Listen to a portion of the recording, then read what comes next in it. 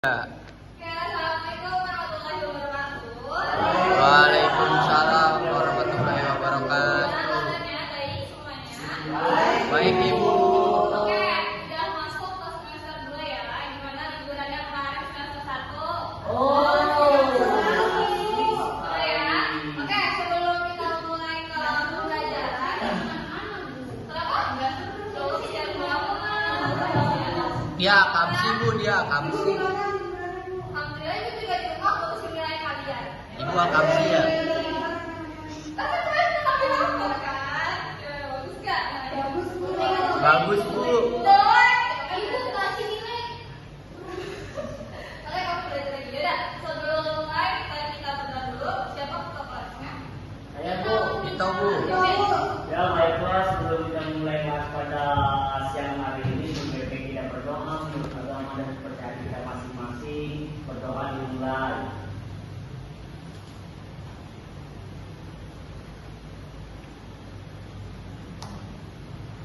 Berdoa tak pernah selesai. Oke, untuk semester 1 kemarin kita sudah banyak belajar ya di materi bahasa Indonesia. Ada teks juga, teks deskripsi kemarin kita udah belajar. Ingat nggak deskripsi itu apa? Lupa. Yaudah kita next ke materi selanjutnya. Di semester 2 itu kalian bakal belajar yang namanya teks berita. Ya, teks berita. Kelihatan kan di belakang? Kelihatan Bu. Ada yang tahu teks berita itu apa? Ada, Bu. Kelas yang pada tahu apa? Teks berita. Teks edisi yang peristiwa Bu untuk membawa berita. Nah betul tuh Bu. Boleh, tapi masih kurang tepat. Ada yang mau menyimpulkan lagi teks yang berisi suatu info Bu? Ya, boleh. Itu udah tepat Bu. Iya boleh kan dia bilang boleh. Tapi kalau di secara keseluruhan teks berita adalah satu teks yang berisi informasi suatu kejadian atau peristiwa ya kejadian atau peristiwa yang sedang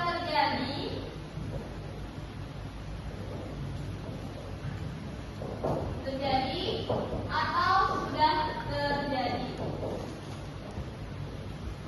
Nah, biasanya untuk penyampaian teks berita ini biasanya bisa kita temuin di mana? Teks berita. Koran. Boleh. Kalau berita, oke. Berarti untuk penyampaian teks berita, penyampaiannya tadi berarti yang pertama ada media cetak. Media digital juga Bu. Ya boleh. Media cetak selain apa tadi? Koran. Ada apa lagi? Tabloid. Boleh tabloid. Itu yang kurang tahu. Iya. Tabloid. Tabloid. Sama lagi. Majalah sama tabloid sama. Sejenis ya. Oke, berarti semua. Kira-kira ada lagi nggak? Media cetak. Cukup ya?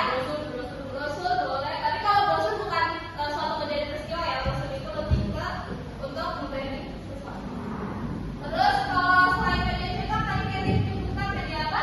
Digital Bu. Media digital. Atau elektronik juga bisa ya. Elektronik. Contohnya apa? Kalau media digital? Yandex. Internet itu jaringan. Review Google, web ya, web, Instagram. Pinterest Bu. Twitter Oh, Twitter Bu, Twitter. Pokoknya media sosial ya. Itu kalau kita ngomong itu juga bukan teks, ngomongan. Apa? Ada yang tekstual, tadi kan sudah dijelasin teks untuk suatu yang menyebut informasi itu berupa teks. Tapi kalau teks berita ini bisa diinformasikan secara media cetak ataupun media digital atau media visual, audio visual. Nah, yang audio visual itu ini yang elektronik. Kalau teks berita itu disampaikan di media elektronik berarti menggunakan apa? Televisi.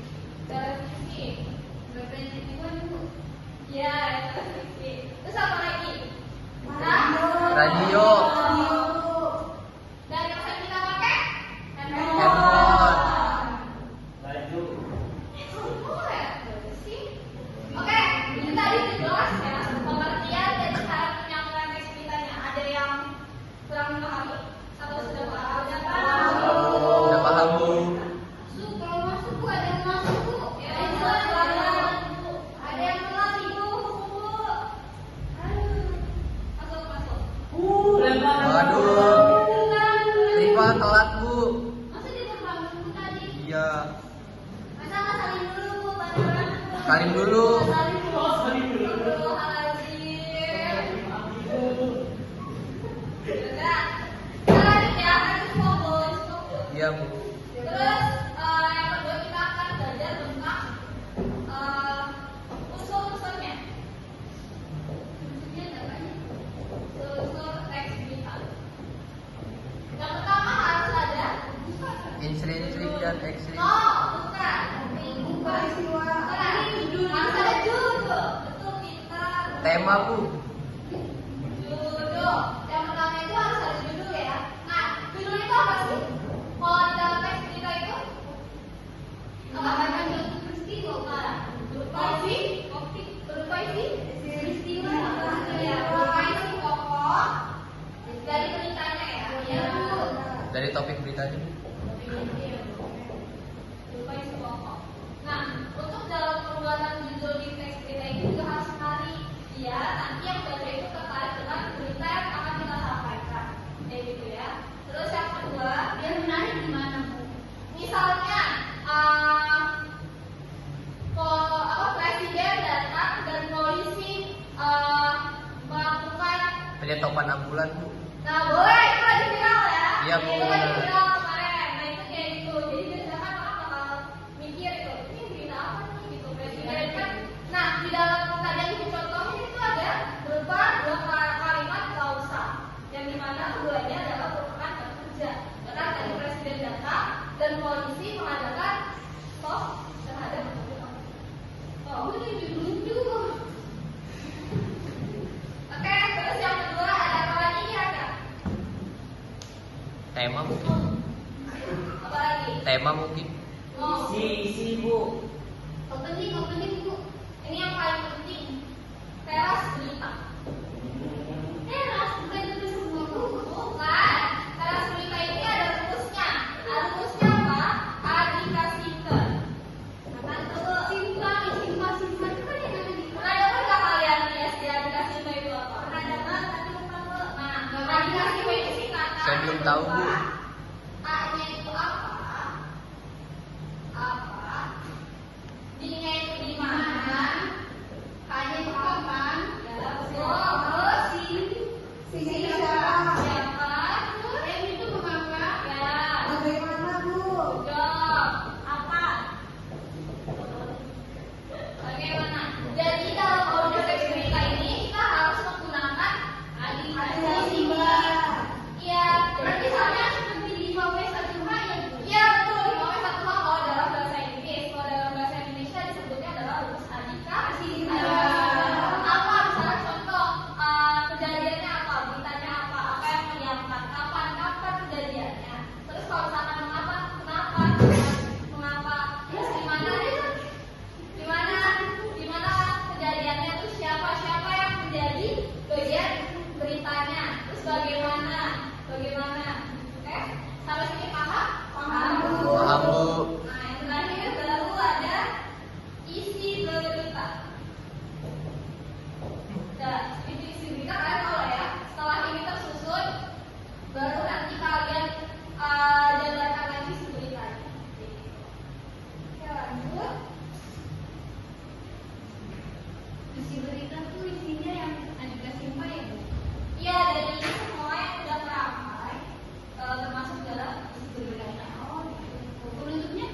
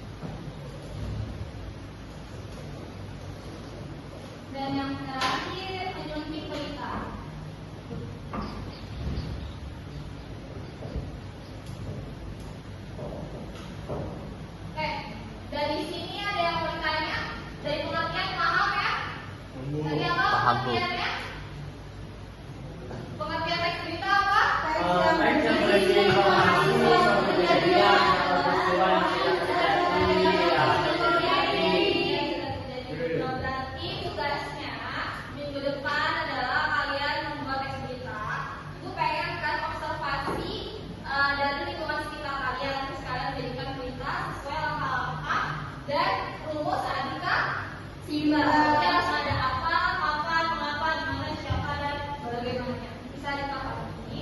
Bisa. Gimana tuh kalau misalkan kejadiannya bebas. Yang penting ada sumbernya ya. Ada sumbernya, terus ada pakarnya. Terus jelas intinya beritanya itu bisa diangkat itu jelas. Oke? Baik Bu. Baik, Bu. Dipahami. Ditulis apa diketik Bu? Ditulis boleh, diketik boleh, tapi lebih bagus kalau ditulis ya. Ya, Ibu. Nggak ada batasan, yang penting harus ada dikasih banyak. Berarti harus ada 6 unsur itu. Oke? Baik, Bu. Oke, Baik, Bu. kita cukupkan Ibu resensi terlebih dahulu. Ada yang tidak hadir, siapa yang tidak hadir? Atau hadir semua? Oke, Hadir kita semua, Bu. Supri sakit, Bu. Supri sakit ya? Ya. Biar aja juga.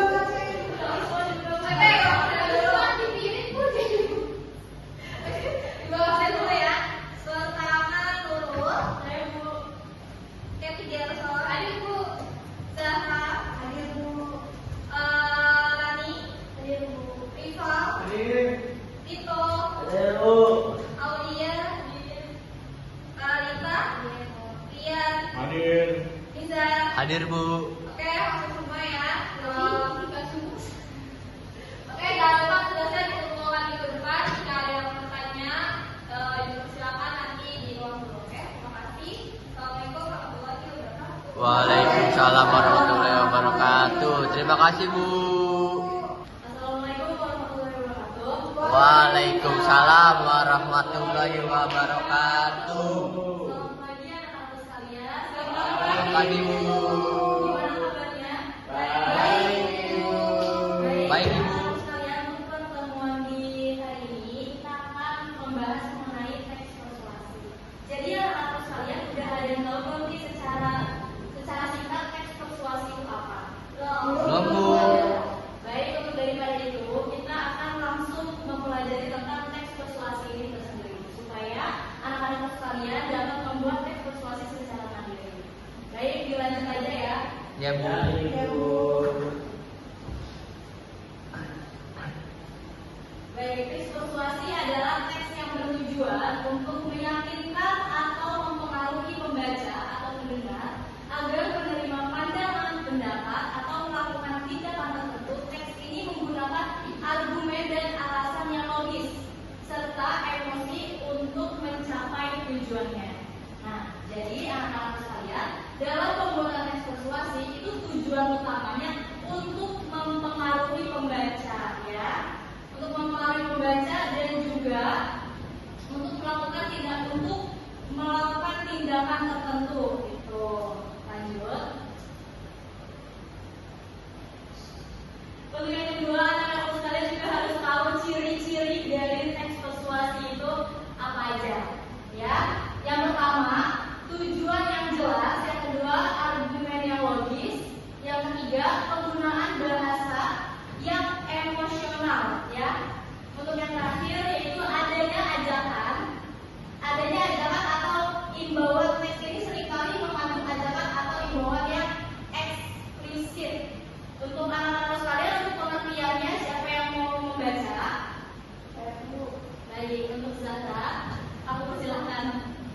Yang pertama yaitu ada tujuan yang jelas, yaitu teks persuasi memiliki tujuan untuk mempengaruhi pembaca atau pendengar. Yang kedua itu ada argumen yang logis, yang dimaksud adalah menyajikan argumen yang didukung oleh fakta, data atau bukti konkret. Terus selanjutnya itu penggunaan bahasa yang emosional, yaitu menggunakan bahasa yang dapat menggambirkan emosi pembaca. Dan yang terakhir adanya ajakan atau imbauan, yaitu teks ini seringkali mengandung ajakan atau imbauan yang eksplisit. Baik, terus kalian anak-anak. Jadi ciri-ciri teks persuasi itu ada 4. Ada yang mau menjelaskan ulang? Baik, Tito, secara intinya aja penjelasan gampangnya nggak usah. Ada berapa? Ada 4, Bu. Yang pertama, Ada tujuan yang jelas. yang kedua, Ada argumen yang logis. yang ketiga, Ada penggunaan bahasa yang yang emosional. baik, yang keempat. Adanya ajakan atau imbauan, Bu. Betul. Jadi anak-anak sekalian, dari seputar ciri-cirinya aja, ciri-ciri teks persuasi, apakah sudah memahami? Sudah, Bu. Baik, kita lanjut ke selanjutnya ya. Ya, Bu. Iya, Ibu. Selanjutnya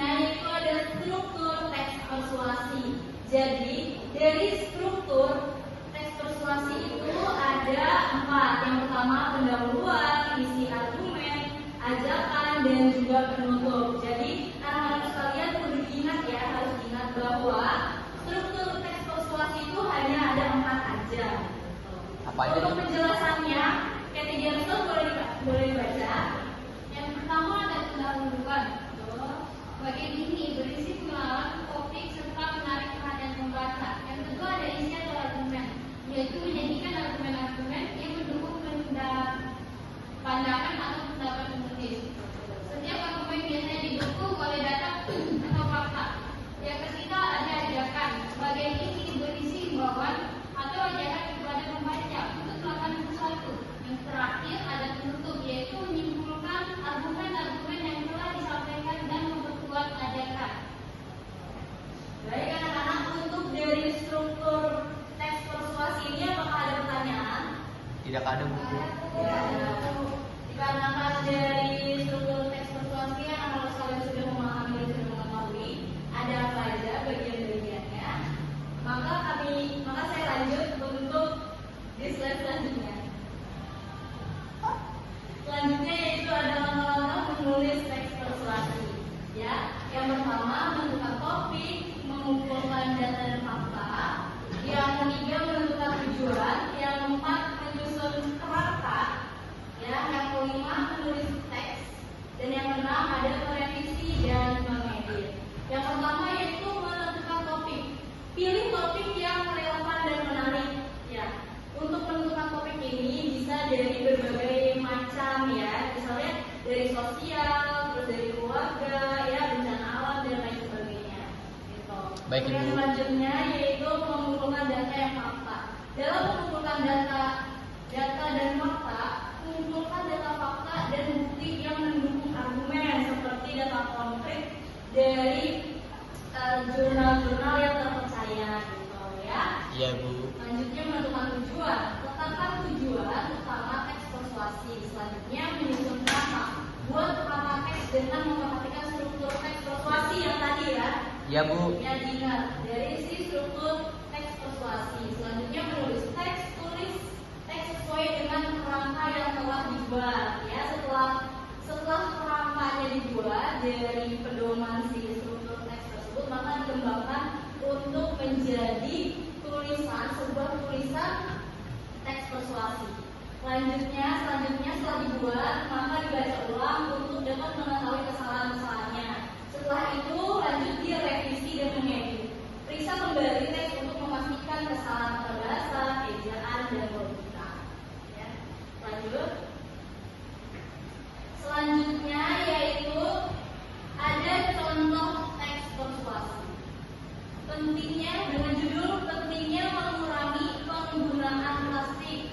Tadi kan ada berapa strukturnya? Ada 4 ya. Yang pertama pendahuluan. Saat ini masalah lingkungan semakin mengkhawatirkan, terutama akibat penggunaan plastik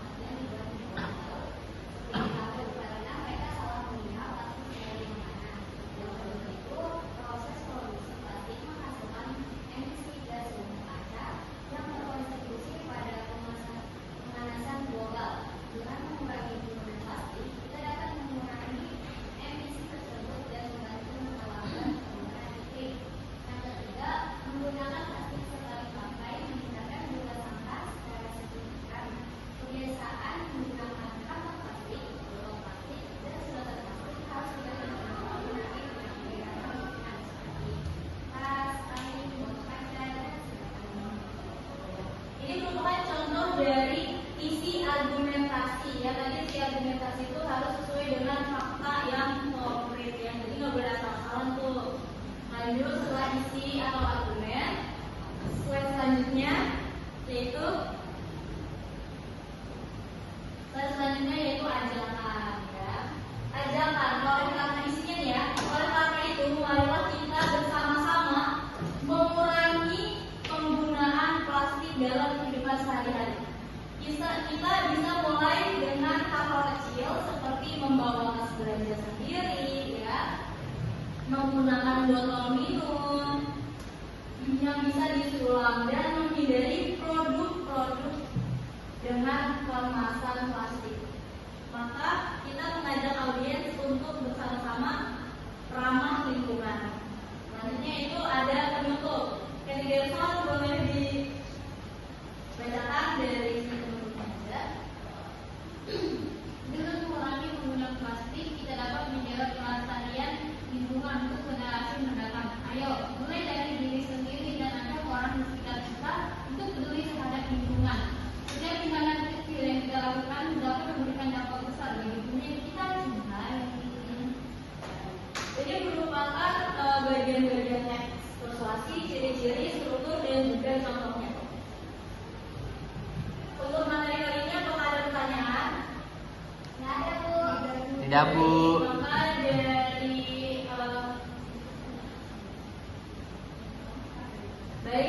Maka dari materi ini kita sudahkan saja ya, karena adik-adik sekalian sudah memahami dan juga sudah mengetahui. Untuk tugasnya di minggu depan, adik-adik sekalian, anak-anak sekalian, dimohon untuk membuat ya teks persuasi, temanya bebas terserah ya, diambil dari lingkungan sosial juga boleh. Apa ada yang tanya lagi? Diketik atau Enggak, Bu. Boleh diketik, boleh ditulis. Kalau misalnya minimal 4 paragraf aja. 4 paragraf betul. Untuk selanjutnya Ibu mulai absen aja ya. Baik Bu. Baik, Bu. Pertama Talita Amira. Kedua Kevin Gerson. hadir Bu. Keempat Zahra. Kelima Ayu Febriani. Yang kelima Fitri Saputra. Siap, Bu. Selanjutnya Dila Samawi. Hadir, Bu. Selanjutnya Ria Raditya. Hadir. Karena semuanya sudah ya, Ibu akhiri. Wassalamualaikum warahmatullahi wabarakatuh. Waalaikumsalam warahmatullahi wabarakatuh.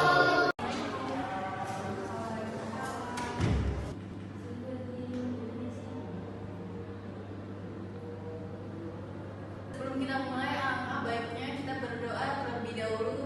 Sebelum kita mulai pelajaran, alangkah baiknya kita berdoa terlebih dahulu menurut agama dan kepercayaan masing-masing. Berdoa mulai. Selesai. Sebelum kita mulai pelajaran hari ini, saya akan absen dulu ya. Siapa yang tidak hadir hari ini? Deswita, Bu.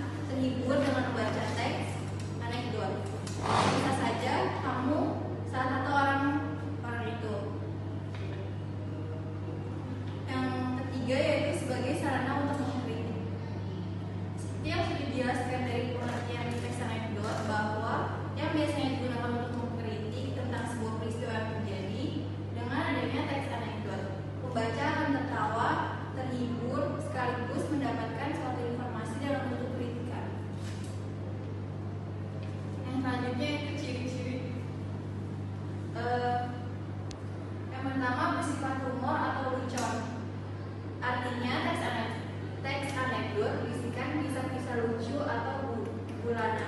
Yang kedua, bersifat mengkritik. Artinya, teks anekdot akan membuat pembacanya merasa terhibur dengan kelucuan yang ada di teks. Yang ketiga, bersifat menyindir. Keempat, bisa jadi mengenal orang penting. Selanjutnya memiliki tujuan tertentu. Yang keenam, kisah cerita disajikan hampir menyerupai dongeng. Seringkali menceritakan tentang karakter hewan dan manusia yang sering terhubung secara umum dan realistik. Yang selanjutnya itu kaidah kebahasaan teks anekdot. Yang pertama, menggunakan kata keterangan waktu lampau. Yang kedua, menggunakan kata penghubung. Yang ketiga, terdapat penggunaan kata kerja. Yang keempat, urutan peristiwa berdasarkan waktu. Di sini ada yang tahu belum struktur teks anekdot? Baik, karena belum ada yang tahu, jadi saya akan menjelaskan. Jadi struktur teks anekdot yaitu ada 5, yaitu abstrak, orientasi, krisis, reaksi, dan modal. Abstrak merupakan